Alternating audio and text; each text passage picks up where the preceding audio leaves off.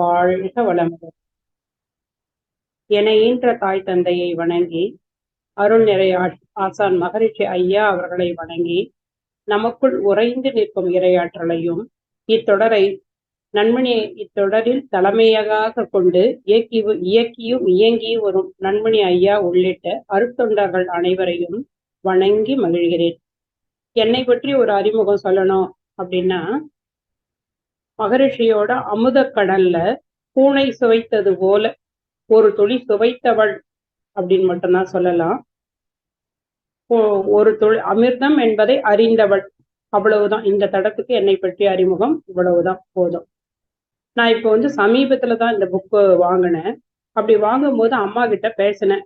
அப்படி பேசும்போது அம்மா கேட்டாங்க, நீங்க கலந்துரையாடல் பண்ணுவீங்களாம்மா, இதுல கலந்துக்கிறீங்களா அப்படின்னு கேட்டாங்க.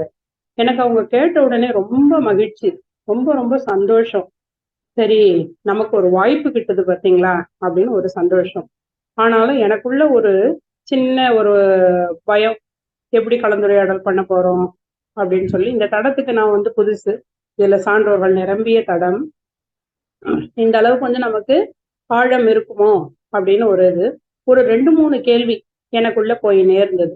அந்த 2-3 கேள்விக்கும் அசரீரியா பதில் வந்தது. அந்த கேள்வி என்ன அப்படின்னா, இந்த கலந்துரையாடல் சரி, புத்தகம் வாங்குறோம், படிக்கிறோம், இந்த கலந்துரையாடல் அப்படின்றது அவசியமா அப்படின்னு ஒரு கேள்வி. எல்லாராலையும் பேச முடியுமா? எல்லாராலையும் அப்படின்னு சொல்றது இப்ப என்னை போன்ற புதியவர்கள், நாங்க பேசுறதெல்லாம் போய் ரீச் ஆகுமா? இது எதுக்காக வச்சிருக்காங்க? ஒருவேளை இது பேச்சாற்றலுக்கான தடமா இருக்குமா அப்படின்னு நான் நினைச்சேன். அப்புறம் தான் கொஞ்சம் யோசிச்சு பார்க்கும்போது அசரீரியா ஒரு பதில் ஒண்ணு வந்தது. இது கண்டிப்பா பேச்சாற்றலுக்கான தடம் அல்ல. எப்படி இதை தெரிஞ்சுன அப்படின்னா, புத்தகம் வாங்கி அனைவரையும், இப்ப என்னை போன்ற புதியவர்கள் அனைவரையும் நீங்க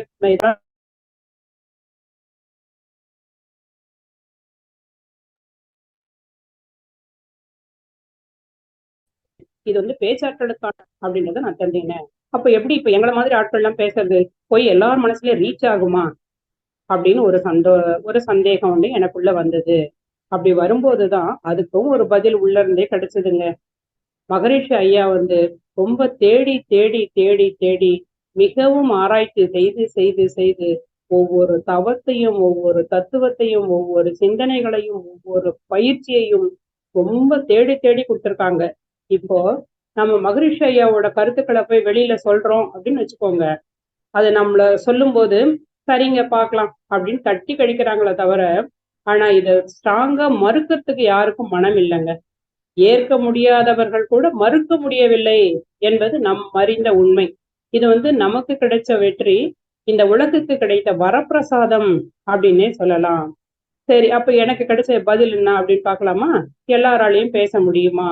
இப்போ ஒரு சான்றோர்கள் கருத்து, அதாவது மகரிஷி ஐயா மாதிரி இருக்கிறவங்களோட கருத்து, சித்தர்களோட கருத்து, ஏன் எளிமையா நமக்கு தெரிஞ்ச மாதிரி திருக்குறளே எடுத்துக்கலாமே. இப்ப அந்த திருக்குறள் அப்படின்னு எடுத்துக்கோங்க. அந்த திருக்குறளுக்கு பல பேர் உரை எழுதியிருக்காங்க இல்லைங்களா? நம்ம இப்ப அந்த உரையை படிக்கும்போது ஒவ்வொருத்தரோட உரையும் ஒவ்வொரு மாதிரி இருக்கும். ஆனா இன்னமும் நம்ம ஆழ்ந்து போயிட்டு அந்த திருவள்ளுவர் எந்த வேவ்லென்த்ல சொல்லியிருக்காரு அப்படின்றத நம்மால புரிஞ்சுக்க முடியுமா அப்படின்னு நம்ம கேட்டோம் அப்படின்னா கண்டிப்பா இல்லைங்க. அந்த வேவ்லென்த்துக்கு நம்ம போனா மட்டும்தான் நமக்கு அது கிடைக்கும். அப்ப இந்த தடத்துக்கு ஏன் எல்லாரையும் பேசுறதுக்கு அழைக்கிறாங்க, கலந்துரையாடல் பண்றதுக்கு அழைக்கிறாங்க அப்படின்னும் போது எனக்கு உள்ள இருந்து கிடைச்ச பதில் என்ன தெரியுமாங்க? நீங்க படிக்கிறீங்க, நான் படிக்கிறேன், மீண்டும் மீண்டும் இந்த கருத்துக்களை பத்தியே ஒருத்தர் 2 பேர் கலந்துரையாடல் பண்றோம். அப்படி பண்ணும்போது உங்களுடைய ஆழம் வேறாக இருக்கும், எனது ஆழம் வேறாக இருக்கும். இப்ப நம்முடைய ஆழத்தை பார்த்து நம்முடைய ஆழத்துல இருந்து அவங்க ஒத்த கருத்துக்கள், நீங்க உங்களுடைய ஆழம், என்னுடைய ஆழம், இதுல இருந்து இந்த கருத்துக்கள் போய் மத்தவங்களோட மனசுல போய் ரீச் ஆகுது. இது ஒரு வேலை. ஐயா சொன்ன கருத்தை தொடும் அளவிற்கு இருக்கலாம் அப்படின்னு நன்மணி ஐயா நினைச்சிருக்கலாம். அதனால இந்த தடத்தை இயக்கி கொண்டிருக்கலாம் அப்படின்னு நினைக்கும் போது உண்மையிலேயே எனக்கு ரொம்ப மனசு சந்தோஷமா இருந்ததுங்க. அதுக்கப்புறம் கலந்துரையாடல் தேவையா அப்படின்னும் போதும் அதுக்கும் இதுதான் பதிலா இருந்தது. இப்போ ஒத்த அலை வலுப்பெறும், ஆழம் அதிகரிக்கும் அப்படின்றது நமக்கு எல்லாமே தெரியும். நம்ம உங்க எல்லாருக்குமே அது தெரிஞ்சிருக்கும். அப்போ இந்த நமக்கு எல்லாருக்குமே இந்த ஒத்த அலை இருக்குது. இந்த மகரிஷி ஐயா கொடுத்ததை நாம போய் எல்லார்கிட்டையும் சேர்க்கணும். இதுதானங்க நோக்கம். இந்த நோக்கத்தை மிக செம்மையாக செயல்படுத்துவதற்கான வழி இது அப்படின்றத நான் தெரிஞ்சுக்கும் போது மனசு ரொம்ப சந்தோஷமா இருந்தது. இப்ப குழந்தைக்கு நம்ம பழம் கொடுக்கணும், இது நம்முடைய நோக்கம். பழமா கொடுக்குறோம், குழந்தை சாப்பிடல. ஜூஸா கொடுக்குறோம், அதையும் அந்த குழந்தை சாப்பிடல. மேலும் என்ன பண்றோம், சுவை ஊட்டுறோம், சர்க்கரை போடுறோம், தேன் போடுறோம், சுவை ஊட்டி அந்த குழந்தைக்கு கொடுக்குறோம். இப்போ கொஞ்சம் அந்த குழந்தை குடிக்குது. அப்போ இந்த தடத்தை இயக்கி கொண்டிருப்பவர்கள் என்ன நினைச்சிருக்கலாம் அப்படின்னா, சுவையூட்டி சாறு பிழித்து சுவையூட்டி கொடுக்கலாம் அப்படின்னு நினைச்சிருக்கலாம். அப்ப இந்த இயக்கத்தில இயக்கியும் இயங்கியும் கொண்டிருப்பவர்கள், உறுதுணையாய் நிற்பவர்கள் அனைவரையும் பாதம் தொட்டு மீண்டும் வணங்குகிறேன். நன்றி, நன்றி, நன்றி. வாழ்க வளமுடன். இப்ப எனக்கு ஒதுக்கப்பட்ட தலைப்பு என்ன? இப்ப தலைப்புக்குள்ள வரலாங்க. சமநிலை வாழ்க்கை அப்படின்றது எனக்கு ஒதுக்கப்பட்ட தலைப்பு. நான் அந்த தலைப்பு பார்க்கும்போது என்ன, நான் புதியவள் அப்படின்னு ஏற்கனவே உங்ககிட்ட சொல்லியிருக்கேன் இல்லைங்களா? இந்த தலைப்பு பத்தி நம்ம என்ன பேச போறோம், எவ்வளவு பேச முடியும் இதை பத்தி அப்படின்னு நான் நினைச்சேன். ஆனா சான்றோர்கள் கொடுத்த தலைப்பு இல்லைங்களா? இப்ப இந்த தலைப்புக்குள்ள ஆழ்ந்து நான் பார்க்கும்போது பாத்தீங்கன்னா, வேதாத்திரிய தத்துவம் முழுக்குமே இதுல வந்த மாதிரி இருக்குங்க எனக்கு. எப்படின்னு கேக்குறீங்களா?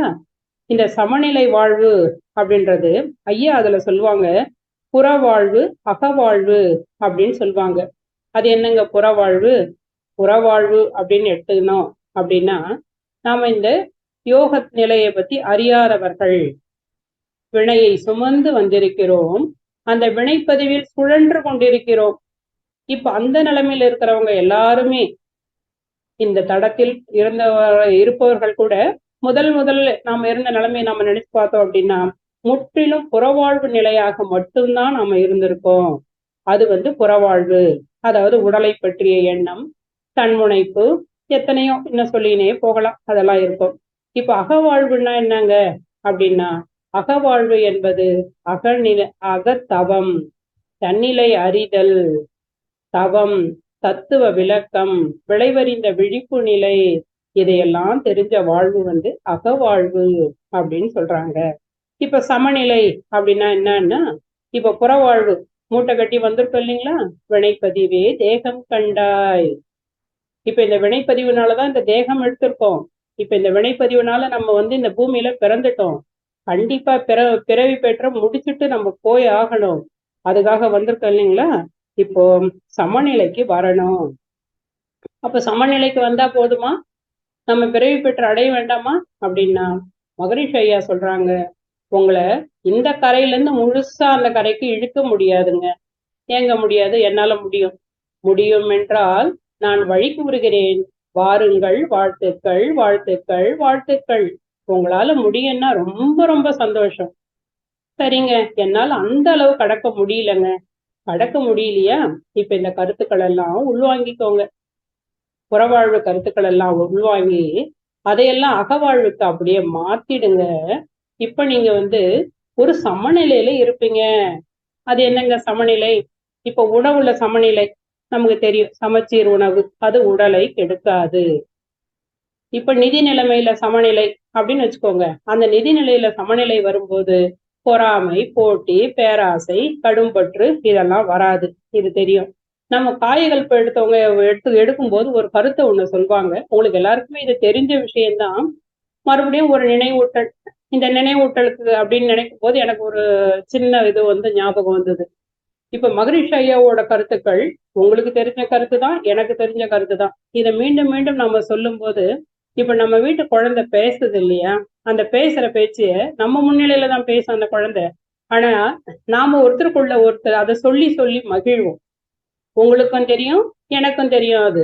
ஆனா அதை சொல்லி சொல்லி மீண்டும் மீண்டும் மகிழ்வோம். அந்த மழலையில் மகிழ்வோம் பாருங்க. அதே மாதிரி மகரிஷி ஐயாவோட கருத்துக்களை இப்ப நம்ம மறுபடியும் மறுபடியும் சொல்லி சொல்லி மகிழறதுக்காக தான் இதெல்லாம் அப்படின்னு நினைக்கும் போது உண்மையில ரொம்ப சந்தோஷமா இருந்தது. அப்போ இந்த சமநிலை வாழ்க்கை அப்படின்றத எப்படி எடுத்துக்கலாம் அப்படின்னா, ஒரு சின்ன உதாரணம்.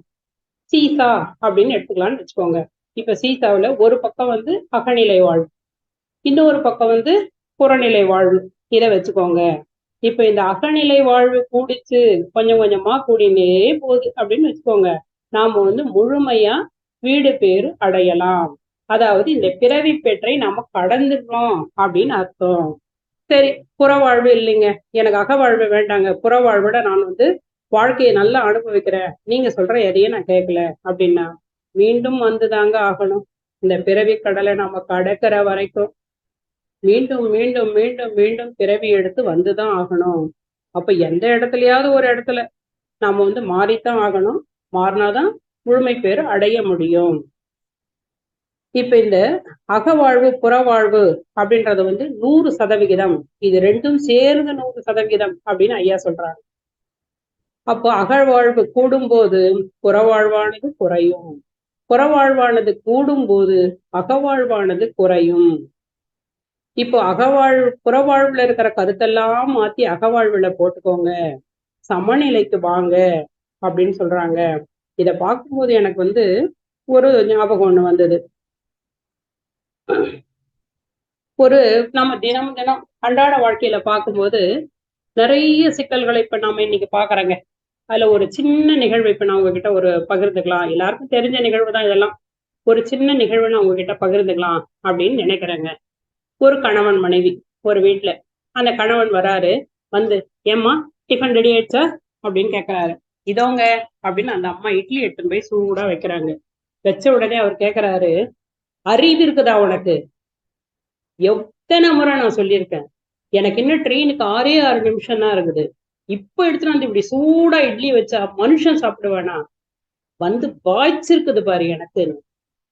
இப்ப அந்த அம்மா கேக்குறாங்க, 6 நிமிஷத்துக்குள்ள வந்து நின்று அறிவு இருக்குதான்னு கேக்குறீங்களே, ஏன் முன்னாடி வர வேண்டியதானே, உங்களுக்கு எங்க போச்சு அது அப்படின்னு கேக்குறாங்க.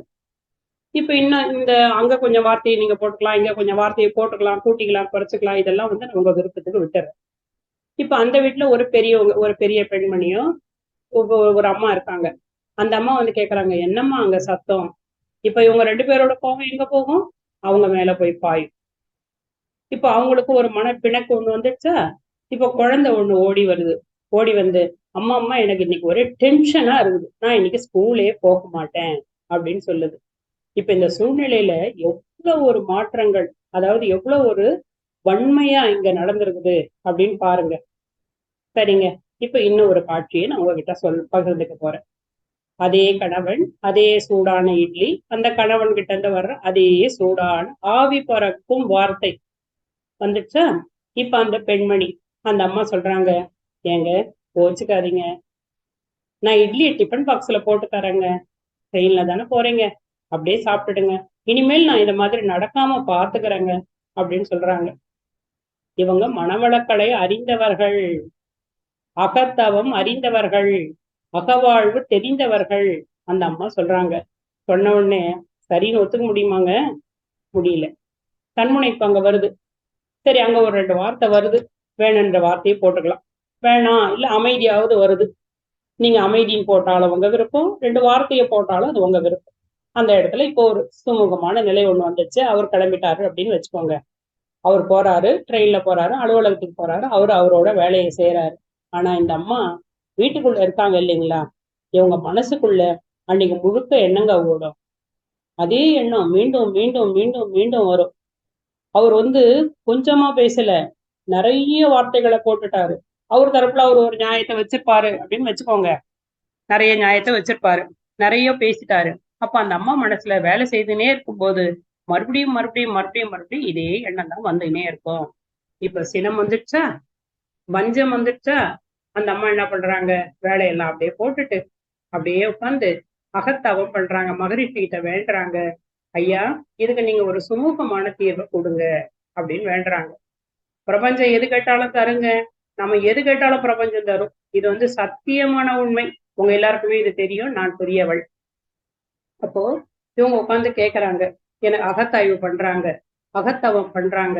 பண்ணும்போது அவங்களுக்கு வந்து மன்னிப்பு வருது. அந்த வஞ்சத்தை எப்படி மாத்திட்டாங்க பாருங்க, மன்னிப்பா மாத்திட்டாங்க. அவங்களுக்கு வந்து கோபம் வந்தது இல்லைங்களா, அதை வந்து பொறுமையா சகிப்புத்தன்மையா மாத்திட்டாங்க. இப்போ இதெல்லாம் கேட்டுட்டாங்க அந்த அம்மா. இப்ப இந்த உரை, இது போன்ற உரைகளை அவங்க கேக்குறாங்க அன்னைக்கு முழுக்க. சாயந்தரம் கணவர் வராரு. வந்த உடனே அந்த வஞ்சத்தை அந்த அம்மா எப்படி மாத்தி வச்சிருக்காங்க, அவங்க மன்னிப்பா மாத்தி வச்சிருக்காங்க. வாங்க, அவர் இவங்க கோபமா இருப்பாங்க அப்படின்ற மனநிலையில வராருன்னு வச்சுக்கோங்க. இப்ப அவங்க கேக்குறாங்க, வாங்க, காலையில நடந்தது பத்தி எல்லாம் எனக்கு ஒன்றும் கோபம் இல்லைங்க. காபி சாப்பிடுறீங்களா? நான் உங்களை மன்னிச்சுட்டேங்க. என்ன வார்த்தை சொன்னேன்? என்ன சொன்ன? மன்னிப்பா? என்னது மன்னிப்பா? என்ன புது வார்த்தை? நீ யார் என்ன மன்னிக்கிறதுக்கு? என்ன சொன்ன? அதோட விட்டுட்டுங்கன்னு சொன்னா பரவாயில்ல. என்ன வார்த்தை சொன்ன நீ? மன்னிப்பா? எப்படி நீ என்ன மன்னிக்கிறாளா? எப்படி எப்படி எப்படி இந்த வார்த்தை சொன்ன அப்படின்னு கேக்குறாரு. இப்ப அந்த அம்மாவுக்கு ஒண்ணும் புரியல. என்னடா இது? இத நம்ம மகரிஷிகிட்ட தானே எடுத்தோம். இது தவறோ? சரிங்க விடுங்க அப்படின்னு விட்டுட்டாங்க. விட்டுட்டு இப்ப என்ன பண்றதுன்னு மகரிஷிகிட்டயே கேக்குறாங்க. அவர் உள்ள இருந்து சொல்றாரு, அம்மா வாழ்த்துங்கம்மா, போதும் அப்படின்னு சொல்றாரு. இப்ப அந்த அம்மா என்ன பண்றாங்க, வெளியில போய் எங்க வாழ்க வளமுடன் வாழ்க வளமுடன் அப்படின்னு சொன்னா மீண்டும் தன்முனைப்பு வரும். அப்படி இல்ல, மனசுக்குள்ள வாழ்த்துறாங்க, வாழ்க வளமுடன், எனது அன்பு கணவர் வாழ்க வளமுடன், எனது அன்பு கணவர் வாழ்க வளமுடன். நான் இப்படி எல்லாம் வாழ்த்தி பார்த்துட்டேங்க. நீங்க சொல்லாதீங்க, அப்படியும் இந்த கோபம் எல்லாம் தீர்றது இல்லைங்க. அப்படிதானே சொல்றீங்க? சரி விடுங்க, தீர வேண்டாங்க, நன்றி சொல்லுங்க. என்னங்க இதுக்கு நன்றி சொல்ல சொல்றீங்க? ஆமாங்க, வினைப்பதிவு மூட்டையில எடுத்து பாருங்க, உங்ககிட்ட இத்தனை பதிவுகள் இருக்கு. இத கொட்டுறதுக்கு வந்தவருங்க அவரு. கிராமத்துல ஒரு பழமொழி ஒண்ணு சொல்லுவாங்க, உங்களுக்கு எல்லாருக்குமே இது தெரிஞ்சிருக்கும். என் பாவத்தை ஏன் இப்படி கொட்டிக்கிறான்னு தெரியல அப்படின்னு சொல்லுவாங்க யாரையாவது சொல்லும் போது. அப்ப கொட்டுதல் என்பது சிந்துதல், சிந்துதல் என்பது வீணாகுதல். அப்போ ஒரு நிறைவா இருக்கிறது குறையுது தானேங்க. அப்ப அந்த குறைக்கிற ஆள் யாருங்க? நம்முடைய கணவர் தானே. நம்முடைய கணவர் மட்டும் நான் சொல்லலைங்க, நமக்கு யார் யாரெல்லாம் மனம் புண்படும்படி நடந்துக்கிறாங்களோ அவங்கெல்லாம் நம்முடைய பாவப்பதிவை கொஞ்சம் கொஞ்சமாக கழிப்பவர்கள். இப்ப சொல்லுங்க, இந்த மூட்டையை கரைக்கிறதுக்காக தான் நாம இங்க வந்திருக்கோம். இப்ப இவங்க கரைச்சுட்டு இருக்காங்க, நம்ம நன்றி சொல்லணுமா வேண்டாமா? சொல்லுங்க பார்க்கலாம். கண்டிப்பா நன்றி சொல்லணும். இப்ப நாம நன்றி சொல்றோம். அதுக்கப்புறமா இப்ப இது ஒவ்வொன்றத்தையா நம்ம மாத்திக்கிறோங்க. சரிங்க, நீங்க சொல்ற மாதிரி நன்றி சொல்றீங்க, கோபம் வராதாங்க மறுபடியும்? நீங்க நடைமுறை வாழ்க்கையில பேசுங்க. சும்மா தவம் தத்துவம் இதெல்லாம் சொல்றீங்க, வீட்டுல நடைமுறை வாழ்க்கையில பேசுங்க. அங்க என்னங்க பண்ண முடியும்? கண்டிப்பா கோபம் வராதா அப்படின்னு நீங்க கேக்குறீங்க. எனக்கு இது புரியுது. கோபம் வரத்தாங்க வரும். இனிமேல் இவருக்கு நாம எந்த உதவியும் செய்யக்கூடாது. இவர் ஆபீஸ் போற வரைக்கும் என்னால முடியலங்க அப்படின்னு நான் படுத்துட்டு இருக்கணும். கண்டிப்பா வரதாங்க வரும். இததான் பொறுமையா மாத்தணும், மன்னிப்பா மாத்தணும், அகத்தவம் பண்ணணும், செயல் விளைவு தத்துவம் தெரிஞ்சுக்கணும். ஒவ்வொன்னுத்தையா பொறுமையா மாத்தி மாத்தி மாத்தி மாத்தி செய்ய செய்ய அங்க நீங்க வச்சிருக்கீங்க பாருங்க, நீங்க என்ன நாம அந்த வஞ்சம் அப்படின்னு வச்சிருக்கீங்க பாருங்க, செல்லா காசு. நம்ம மூட்டையை பிரிச்சுட்டோம். இப்ப அந்த வஞ்சத்தை எடுத்துட்டோம். எடுத்து அதை இந்த பட்டறையில கொடுக்குறோம், அகத்தவம் பண்றோம், அகத்தாய்வு பண்றோம், தவம் பண்றோம்.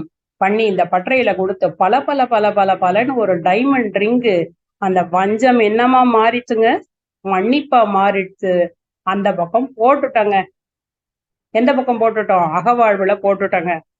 பேராசையை எடுக்கிறோம், அதை மறுபடியும் இந்த பட்டறையில கொடுக்குறோம். கொடுத்து ஒரு கோல்டு ரிங் டைமண்ட் ரிங்கா பண்ணி நிறைமணமா மாத்தி போட்டுட்டங்க. சினத்தை எடுத்துட்டோம், பொறுமையா மாத்தி போட்டுட்டங்க. இப்படி ஒவ்வொன்னத்தையா எடுத்து தன்முனைப்பை எடுக்கிறோம். அதை ஒவ்வொன்னத்தையா நம்ம மாத்தி மாத்தி மாத்தி நமக்கு எப்படி தேவையோ, நல்ல விதமா எப்படி தேவையோ அப்படி நம்ம தன்முனைப்பு எடுத்து தன்னம்பிக்கையா மாத்தி போட்டுட்டோங்க. எல்லாத்தையும் மாத்தி இப்ப போட்டுட்டோம். சரிங்க, இப்ப நீங்க எல்லாமே அகவாழ்வுக்கு போயிட்டோம் அப்படின்னு நீங்க சொல்றீங்க. அப்ப புறவாழ்வுல நம்ம எப்படிங்க செயல்படுறது? 100% நிறைவாக செயல்பட முடியும் என்னங்க சொல்றீங்க? ஆமா, உங்க கணவர் மேல கோபம் வந்தது, நீங்க இதைதான் மாத்திட்டீங்கல்ல, பயிற்சி பண்றீங்க. பயிற்சியும் முயற்சியும் பயிற்சியும் முயற்சியும் மீண்டும் மீண்டும் மீண்டும் மீண்டும் செய்கிறோம். மகரிஷி ஒரு இடத்துல சொல்வாங்க, கோபம் வரணும், மத்தவங்க பேசுறதுக்கு, மத்தவங்க செய்யற தவறுக்கு நாம நமக்கு கொடுக்கிற தண்டனை தான் கோபம். இப்ப கோபம் வருவது போல நடிங்க, உங்க பிபி எங்க ஏத்திக்கணும். அவங்க பிபி ஏங்க ஏத்துறீங்க? சுத்தி இருக்கிற 4 பேர் பிபி ஏங்க ஏத்துறீங்க? அதெல்லாம் ஒண்ணுமே வேண்டாங்க. கோபம் வருவது போல நடிக்கணும். அப்பொழுதும் மனதில் விளைவறிந்த விழிப்பு நிலை, தியான நிலை, இத மாதிரி ஒரு கிரிட்டிக்கலான சுச்சுவேஷன்லாம் வரும்போது நாம தியான நிலைக்கு போயிடணும். ஆகினைக்கோ துரியத்துக்கோ போயிட்டு இந்த நிலையை சமாளிப்பவர் எனது ஐயா மகரிஷி, எனது தந்தை மகரிஷி அப்படின்னு மாத்திக்கோங்க. நான் ஒரு சின்ன டெக்னிக் வச்சிருக்கேன். உங்களை விட நான் இளையவள். அதனால என்னோட இதுவும் நான் உங்ககிட்ட பகிர்ந்துக்கிறேன். யார் மேலேயாவது இது மாதிரி ஒரு வருத்தம் வருது, ஒரு வஞ்சம் வருது அப்படின்னு வச்சுக்கோங்க. அவங்க ஞாபகத்துக்கு வரும்போதெல்லாம் நான் ரமண மகரிஷியை நினைச்சுப்பேன். இப்போ ஒரு பேர் யாரையாவது ஒருத்தர் ஒரு எக்ஸ்ஆர் ஒய் அவங்க வராங்க என் மனசுல மறுபடியும் வராங்க அப்படின்னா ஐயா ரமண மகரிஷி. இப்போ மறுபடியும் அவங்க பேர் வரும்போதெல்லாம் எனக்கு ரமண மகரிஷி, சேஷாத்ரி மகரிஷி, ரமண மகரிஷி, ஒருத்தருக்கு ஒருத்தர் அது மாதிரி நம்ம வச்சுட்டோம் அப்படின்னு வச்சுக்கோங்க. மறுபடியும் இப்ப நாளடைவில் எனக்கு என்ன ஆச்சு அப்படின்னா, உண்மையா இது என்னோட அனுபவத்தை நான் உங்ககிட்ட பகிர்ந்துக்கிறேங்க. இது என்ன ஆச்சு அப்படின்னா, கொஞ்ச நாள் போக போக அவங்களோட பத்தின சிந்தனையே வராம ரமண மகரிஷியோட சிந்தனை என் மனசுக்குள்ள வர ஆரம்பிச்சது. அப்படி அந்த சிந்தனை வரும்போது நான் இது வரைக்கும் தேடி அப்படியெல்லாம் புக்கு படிச்சது இல்லை. அந்த புத்தகம் என் கண்ணுல பட ஆரம்பிச்சது. அப்போ நம்ம அப்பா அம்மாவை விட கருணை கடலுங்க இந்த பிரபஞ்சமும், இந்த பிரபஞ்சத்தில் வீட்டிருக்கின்ற சித்தர்களும் அப்படி கருணை கடல். இப்ப இந்த வினைப்பதிவை நம்ம சுமந்து வந்துட்டோமா? இப்போ இந்த புறவாழ்வுல இருக்கிற ரிங்கெல்லாம் மூட்டையை அவுத்துட்டோமா? இப்ப இந்த செல்லா காசா இருக்கிறதெல்லாம் எடுத்துட்டோமா? எடுத்து மாத்தி அகவாழ்வுல போட்டோமா? இப்போ புறவாழ்வே வேணான்னு நீங்க கேட்டீங்க இல்லைங்களா? இப்ப நான் அதுக்கு பதில் சொல்றேன். இப்போ இந்த கோட்டிங் எதாட கோட் பண்ணியிருக்கோம்? அகவாழ்வ கோல்டு கோட்டிங், டைமண்ட் கோட்டிங். இதனோட ரிஃப்ளக்ஷன் வெளியில வருமா வராதா? வரும். அதுக்கு வெளியில வர்றதுக்கு ஒரு சின்ன கதை ஒண்ணு சொல்றேன். ஒருத்தன் கையில எண்ணெய் கிண்ணத்தை எடுத்து நடந்து போறான். அப்படி நடந்து போகும்போது எண்ணெய் சிந்திடுது. அப்படி சிந்தும் போது எதிரில் ஒருத்தர் கேட்கிறாரு, என்னப்பா எண்ணெய் சிந்துது? கையில எண்ணெய் வச்சிருந்தா எண்ணெய் தான் சிந்தும், காப்பியா சிந்தும் அப்படின்னு அவன் பதில் சொல்றான். இப்ப எனக்கு இதுல ஒரு சிந்தனை ஒண்ணு வந்தது. அப்ப எண்ணெய் வச்சிருந்தா எண்ணெய் சிந்தும், காப்பி வச்சிருந்தா காப்பி சிந்தும். இப்ப நமக்கு கோபம் வருதுங்க. வரும்போது நம்ம சொல்றோம், எனக்கு இப்படியெல்லாம் உன்னை பேசணும்னு எனக்கு எண்ணமே இல்லைங்க. எப்படித்தான் வந்தது அந்த கோபம்னு தெரியலங்க.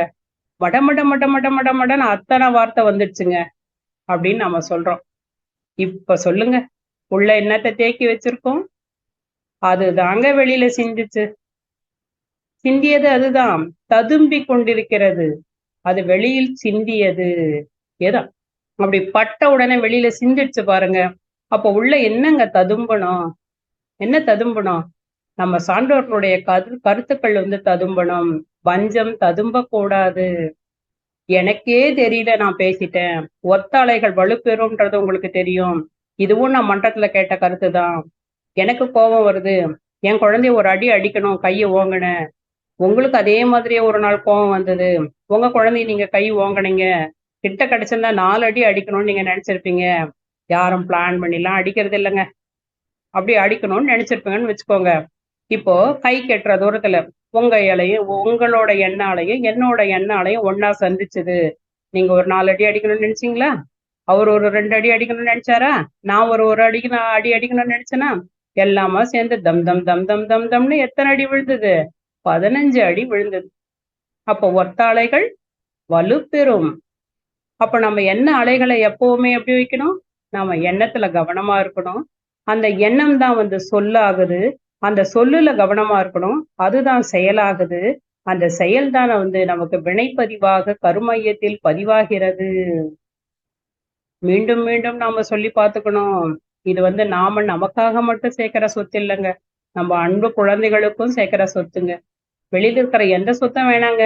நிறைய சொத்துக்களை உள்ள கருமையத்துல சேர்த்து பத்திரமா கொடுத்துட்டு போறோங்க. பேரம்பேத்தி வரைக்கும் 7 தலைமுறைக்கு நம்ம இதை கொடுத்துட்டு போறோங்க. அதனால எந்த மாதிரியான சொத்து சேர்க்கணும் அப்படின்றதுல நம்ம ரொம்ப ரொம்ப கவனமா இருக்கணுங்க. ஏங்க அவன் பேசுறான் அப்படின்னு என்னால பேசாம இருக்க முடியுமா? ஆமாங்க, பேசாம இருக்கணுங்க. இப்பதானங்க நன்றி சொல்லணும். ஏன் நன்றி சொல்லணும் அப்படின்னு பார்த்தோம். கண்டிப்பா பேசக்கூடாதுங்க. இப்ப நம்ம எங்க நிக்கிறோம்னு உங்களுக்கு தெரியுமாங்க? இப்ப நம்ம வெளிநாடு போகணும் அப்படின்னு வச்சுக்கோங்க. அந்த வெளிநாடு போகும்போது நம்ம கிட்ட கோடி ரூபாய் கூட பணம் இருக்கும். அந்த பணத்தை எடுத்து அங்க செலவு பண்ண முடியுமா? கண்டிப்பா முடியாதுங்க. அப்ப நம்ம என்ன பண்ணுவோம்? அதற்குரிய பேங்க்குக்கு போயிட்டு, அத அந்த தொகையா மாத்துவோம். அந்த கரன்சியா மாத்துவோம். எந்த நாட்டுக்கு போறோமோ, அதற்குரிய கரன்சியா மாத்துவோம். அதுக்கு தாங்க வந்திருக்கோம். வினை மூட்டை எல்லாருக்கும் பின்னாடி இருக்குங்க. இப்ப வினை மூட்டையெல்லாம் எடுத்து பிரிச்சுக்கோங்க. பிரிச்சுட்டு, புறவாழ்வுல இருக்கிற வினை மூட்டையெல்லாம் எடுத்து, அகவாழ்வுல வந்து மெருகேற்றி, மெருகேற்றி, இப்ப நம்ம போட்டுட்டோங்க. அந்த பேங்க்ல இப்ப நாம நிக்கிறோம். இப்ப நம்முடைய நோக்கம் என்ன? இதேதான். இப்ப புறவாழ்வுல ஒருத்தர் இருக்காரு. அவர போய் நம்ம கேட்கிறோம். ஐயா, நாங்க வந்து இந்த மாரி டெய்லி மன்றத்துக்கு போயிட்டு இருக்கோங்க ஐயா. நீங்க வாங்க. பைசா கூட செலவில்லைங்க. நீங்க வாங்க அப்படின்னு சொல்றோம். அட, உங்களுக்கு தான் வேலை இல்ல. டெய்லி 1 மணி நேரம் அங்க போய் உட்கார்ந்தா என்னோட பிசினஸ் என்ன ஆகுறது? என்னோட வேலை என்ன ஆகுறது? நான் எவ்வளவு பெரிய பிசினஸ் பண்றேன் தெரியுமா? ஒரு நாளைக்கு நான் வந்து இவ்வளவு சம்பாதிக்கிறேன். எவ்வளவாவது போட்டுக்கோங்க. இவ்வளவு சம்பாதிக்கிறேன் அப்படின்னு அவர் சொல்றாரு. சரி, அவர் வந்து ஒரு ஓய்வு நிலைக்கு வந்துட்டாரு. ஐயா, இப்ப வாங்க. இல்ல இல்ல, என் பேரன் பண்ற பிசினஸ், என் புள்ள பண்ற பிசினஸ், நான் வந்து இந்த தொழில் செய்யறேன், நான் வந்து இது பின்னாடி போய் ஆகணும், நான் இல்ல அப்படின்னா இதெல்லாம் நடக்காது. அப்ப எப்பங்க வருவீங்க? இப்ப எனக்கு இதுக்கு டைமே கிடையாதுங்க. தயவு செய்து இதை பத்தி எல்லாம் என்ன என்கிட்ட பேசாதீங்க அப்படின்னு சொல்றோம். எப்பங்க நமக்கு மனசு நிறைவு வரும்? சரி, அவருக்கு ஒரு 100 வயசு ஆயிடுச்சு. இதுக்கு மேல அவரால் எதையும் செய்ய முடியாத நிலைமைக்கு வந்துட்டாரு. இப்ப நம்ம அவர்கிட்ட போய் கேட்கிறோம். ஏங்க, நீங்க வாழ்க்கையில முழுமை அடைஞ்சிட்டு தான் நினைக்கிறீங்களா? நீங்க நினைச்ச மாதிரி காரு, பங்களா, சொத்து, பணம் எல்லாத்தையும் சேர்த்துட்டீங்க. அதுல 1% கூட குறைவே இல்லை. எல்லாம் நீங்க என்னென்னலாம் நினைச்சீங்களோ அதெல்லாம் நடத்தி முடிச்சிட்டீங்க. இப்ப நீங்க நிறைவா இருக்கீங்களா அப்படின்னா, இல்லைங்க, இன்னமும் எனக்கு மனசுல குறை இருக்குது. என் பேரனோட பையன் இருக்கானே, அவனுக்கு இன்னும் ஸ்கூல் அட்மிஷனே கிடைக்கலங்க. இது எங்கெங்க முழுமை பெறும் அப்படின்னு நினைக்கிறீங்க? நீங்க இதனால முழுமை பெறும்னு நினைக்கிறீங்களா? கண்டிப்பா கிடையவே கிடையாது. அந்த ஆனந்தம் அப்படின்றது எப்ப வரும் அப்படின்னா, மனசுக்குள்ள தனி மனித அமைதி எப்ப வரும் அப்படின்னு சொன்னா, நாம் இந்த உடல் என்பது நான் அல்ல, இந்த மனம் என்பது நான் அல்ல அப்படின்னு நம்ம எப்ப தெரிஞ்சுக்கிறோமோ அப்பதான் வரும். இந்த பயிற்சியை மறுபடியும் மறுபடியும் மறுபடியும் பண்ணும்போது தான் வரும். என்னுடைய தோழிகளை நான் பார்க்கும் போதெல்லாம் சொல்லுவேன், நீங்க இந்த மனவளக்கலைக்கு வாங்க. இதனால வந்து நிறைய பெனிஃபிட் இருக்கு அப்படின்னு நான் சொல்வேன். அப்ப என்னுடைய தோழிகள்லாம் சொல்வாங்க, எல்லாரும் இல்லைங்க, ஒரு சிலர், ஒரு சிலரை ஒரு குறிப்பிட்டு சொல்வாங்க. இவங்கெல்லாம் மனவளக்கலை பயின்றவர்கள். அதாவது பெரிய பெரிய பட்டம்லாம் இதுல வாங்கியிருக்காங்க. ஆனா இவங்க வந்து இப்படி எல்லாம் நடந்துப்பாங்க அப்படின்னு ஒரு சில நிகழ்வுகளை சொல்வாங்க. அப்ப நான் சொல்வேன், மனவளக்கலையை பத்தியோ வேற எந்த இதை பத்தியோ நீங்க குறையா சொல்லாதீங்க. அதை பயின்றதுனால அவங்க வந்து அதுக்கு வரல, அப்படியெல்லாம் நடந்துக்கல. மனவளக்கலை மனதிற்குள் புகவில்லை. பட்டமாக சட்டமாக கட்டகத்தில் தொங்குகிறது, சுவற்றில் தொங்குகிறது. மனதிற்குள் சென்றவர்கள் அவ்வாறு நடந்து கொள்ள மாட்டார்கள். மனவளக்கலையை படிச்சவங்க கேட்டவங்க எல்லாம் அவங்க வந்து இப்படி நடந்துக்க படிச்சவங்க கேட்டவங்க எல்லாம் வந்து இல்லைங்க. மனவளக்கலை வந்து யாருக்கு முழுசா மனசுக்குள்ள போயிருக்குதோ அவங்க அப்படி நடந்துக்க மாட்டாங்க. நீங்க அப்படி நடந்துப்பீங்க. நீங்க இதுக்கு முயற்சி பண்ணுங்க அப்படின்னு என்னுடைய தோழிகளெல்லாம் நானு கூப்பிடுவேன். அல்லவை தேய அறம் பெருகும். இப்ப இந்த அல்லவை அப்படின்றது என்னங்க? அல்லவை அப்படின்றதுதான் புறவாழ்வு. சரிங்க, நீங்க இவ்வளவு தூரம் பேசுறீங்க. நாம தினம் தினம் அன்றாட வாழ்க்கையில நாம எப்படி நடந்துக்கலாம், இந்த தலைப்பு ஒட்டி கொஞ்சம் சுருக்கமா தொகுத்துருங்களாம் பார்க்கலாம். இதுதானே கேக்குறீங்க? இப்ப இப்ப வந்து அந்த கருத்துக்குள்ள நம்ம நுழையலாம். பார்க்கலாமா? இப்ப மகரிஷிய வந்து ஒழுக்கம் அப்படின்றதுக்கு ஒரு சட்டகம் ஒண்ணு சொல்லியிருக்காருங்க. நிறைய பேர் ஒழுக்கத்தை பத்தி வரையறை சொல்லியிருக்காங்க. நீங்க ஒழுக்கம்னு யாரையாவது பத்தி கேளுங்களேன். நம்ம தெருவுல இருக்கிறவங்கள, நம்மளுடைய நண்பர்களை கேளுங்களேன். ஒவ்வொருத்தரும் ஒவ்வொரு கதையா சொல்லுவாங்கங்க. இப்படி இருந்தா ஒழுக்கம், அப்படி இருந்தா ஒழுக்கம், உங்களுடைய ஒழுக்கம் எனக்கு பொருந்தாது, என்னோட ஒழுக்கம் உங்களுக்கு பொருந்தாது, நம்முடைய ஒழுக்கம் நம்முடைய பசங்களுக்கு பொருந்தாது, நம்முடைய பசங்களோட ஒழுக்கம் நமக்கு பொருந்தாது, இதெல்லாம் இருக்கும். இப்பெல்லாம் இப்படியெல்லாம் நம்ம திண்டாடுவோம்னு தெரிஞ்சு மகரிஷி சொல்லியிருக்காங்கங்க. ஒரு சரியான சட்டகத்தை ஒண்ணு கொடுத்துட்டாங்க. இதுவும் உங்களுக்கு தெரிஞ்ச கருத்து தான். மழலையை பேசி பேசி மகிழ்வது போல் மகரிஷியின் கருத்தை பேசி பேசி மகிழ்வோமா? தனக்கோ பிறருக்கோ, தற்காலத்திலோ பிற்காலத்திலோ, உடலுக்கோ உயிருக்கோ தீங்கு தராதவை எதுவுமே ஒழுக்கம்தான் அப்படின்னு மகரிஷி சொல்லிட்டாங்க. சரிங்க, காலையில எழுந்துக்கிறீங்க. நாம பேச போற வார்த்தைய இல்ல பேசிட்ட வார்த்தையை அகத்தாய்வு பண்ணிக்கலாம். சாயந்தரம் பேச போற வார்த்தையை இந்த சட்டகத்துக்குள்ள போடுங்க. வெளியில ஓரெல்லாம் வருது இல்லைங்களா, அதெல்லாம் கட் பண்ணிடுங்க. உள்ளுக்குள்ள இருக்குது இல்லைங்களா, அதை மட்டும் அப்ளை பண்ணுங்க. இப்ப இந்த ஒழுக்கன்ற சட்டகத்துல அப்ளை பண்ணிட்டோமா, இப்ப நம்ம புற வாழ்வுக்குள்ள ஒரு டைமண்ட் ரிங்க போட்டுட்டோங்க. இன்னைக்கு சாயந்தரம் அகத்தாய்வு பண்றோம். கொஞ்சம் பிசுறு இருக்குது, அந்த சட்டகத்துல இருந்து வெளியில வந்த பிசுறு நம்ம செய்துட்டோம். இப்ப அந்த பிசுரை இன்னைக்கு கட் பண்ணிட்டு நாளைக்கு வேற இது வந்து நம்ம அங்க பிக்ஸ் பண்றோம். இதே மாதிரி தினம் தினம் தினம் தினம் நம்ம பயிற்சி எடுக்கிறோம் அப்படின்னு வச்சுக்கோங்க, கண்டிப்பாக நமது வாழ்க்கை நிலை மாறும். சரி, பொருளாதாரம் மேம்படுமா? அதுதான் நீங்க கேக்குறீங்க. கண்டிப்பாக பொருளாதாரம் மேம்படும். எப்படிங்க? எப்படி பொருளாதாரம் மேம்படும்? இதுல சீர்மை இருக்குது, நேர்மை இருக்குது, ஓர்மை இருக்குது, கூர்மை இருக்குது. நம்ம வீட்டுல குடும்ப தலைவியாக இருந்தோம் அப்படின்னா ஒரு சிறப்பான குடும்ப தலைவி. ஒரு தொழில் செய்யறோம் அப்படின்னா சிறப்பான தொழிலதிபர். ஒரு ஆபீஸ நிர்வகிக்கிறோம் அப்படின்னா ஒரு சிறந்த நிர்வாகி. நாம எந்த இடத்துல இருந்தாலும் இன்றியமையாதவர்களாய் இருப்போம். அப்ப எல்லாத்துலயும் உயர்ந்த நிலையில நாம இருப்போம். இப்ப நீங்க போய் உங்க பையன், உங்க பொண்ணோ, உங்களை சுத்தி இருக்கிறவங்களுக்கோ, உங்க சொந்தக்காரங்களுக்கோ யாருக்காவது போயிட்டு இதெல்லாம் சொன்னீங்கன்னு வச்சுக்கோங்க. இப்ப நீங்க கேட்டுட்டு இருக்கீங்க, இவ்வளவு நேரம் கேக்குறீங்க. ஆனா மத்தவங்க எல்லாம் இவ்வளவு நேரம் கேட்பாங்களா அப்படின்னா இதெல்லாம் எடுபடாதுங்க. அப்ப என்னங்க பண்ணலாம்? நாம நடந்து காட்டணும். மகிழ்ச்சியா தான் சொல்லியிருக்காங்க. ஃபாலோயரா வந்து போய் வீடு வீடா சொல்லிட்டு இருக்காதீங்க. முதல்ல நீங்க நடந்து காட்டுங்க. எப்படி இருக்கணும் அப்படின்றது உங்களை பார்த்து நீங்க ரோல் மாடலா இருங்க. மகரிஷி அப்படித்தானங்க இருந்தாங்க. ஐயா கடைசி வரைக்கும் எக்ஸசைஸ் பண்ணிட்டு இருந்தாங்களேங்க. அப்போ நீங்க நடக்கிறத பார்த்து அவங்க தெரிஞ்சுக்கணும். சரிங்க, நாங்க அப்படிதாங்க நடந்துட்டு இருக்கோம். ஆனா இதுல நடைமுறை சிக்கல் என்ன அப்படின்னு கேட்டீங்கன்னா, எங்களை சுத்தி இருக்கிறவங்கலாம் சொல்றாங்க, நடிக்கிறாங்கடா. சிரிக்கிறீங்க தானே? உங்களுக்கும் அந்த அனுபவம் உண்டு, எனக்கும் அந்த அனுபவம் உண்டுங்க. நல்லா நடிக்கிறாங்கடா. கோபம் வராம இருக்க முடியுமா? அவங்களுக்கு மட்டும் பொறாமை இல்லையா? அவங்களுக்கு பேராசை இல்லையா?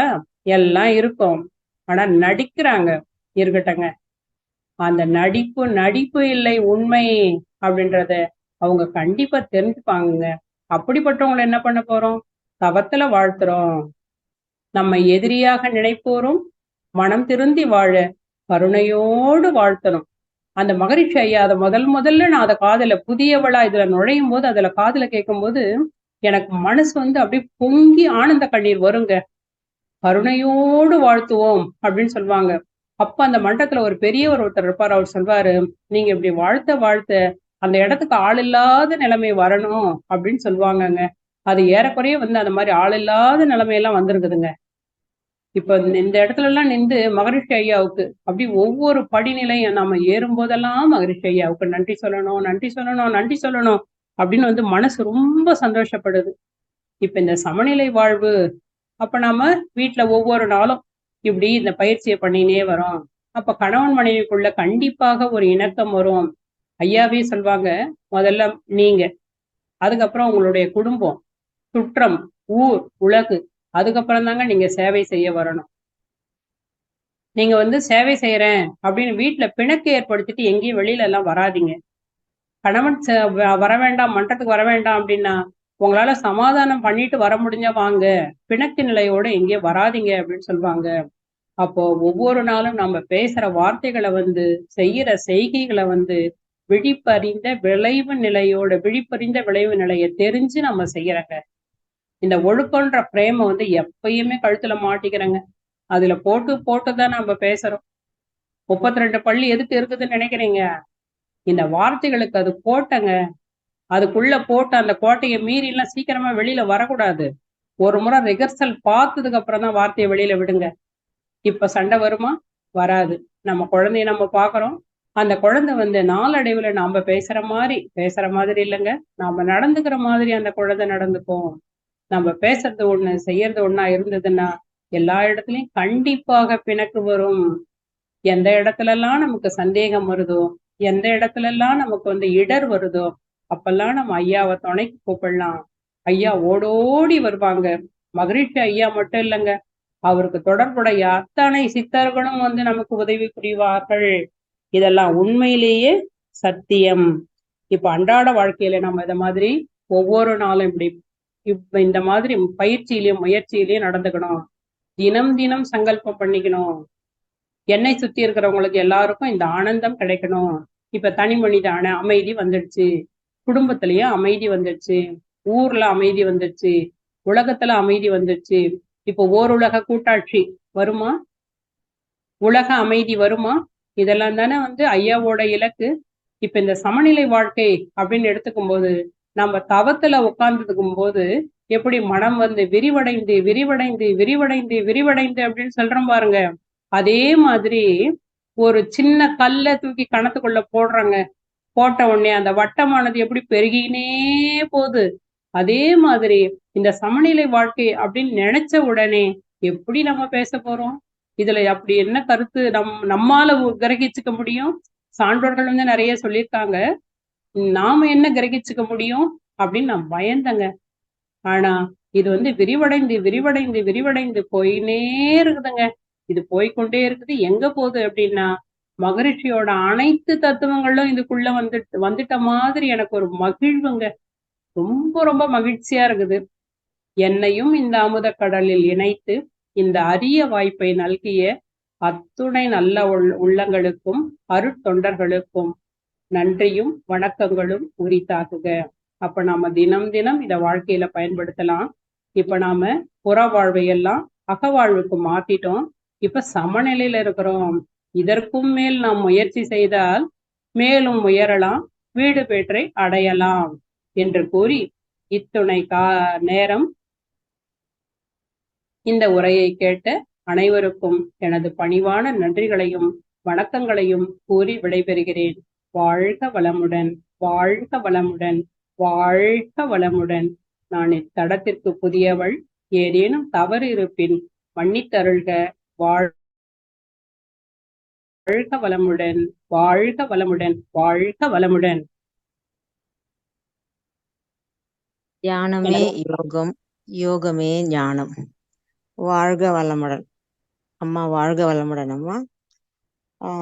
நீங்க பேசிய உரை அனுபவம் மிக்க ஒருவர் பேச்சாளர் போன்று இருந்தது.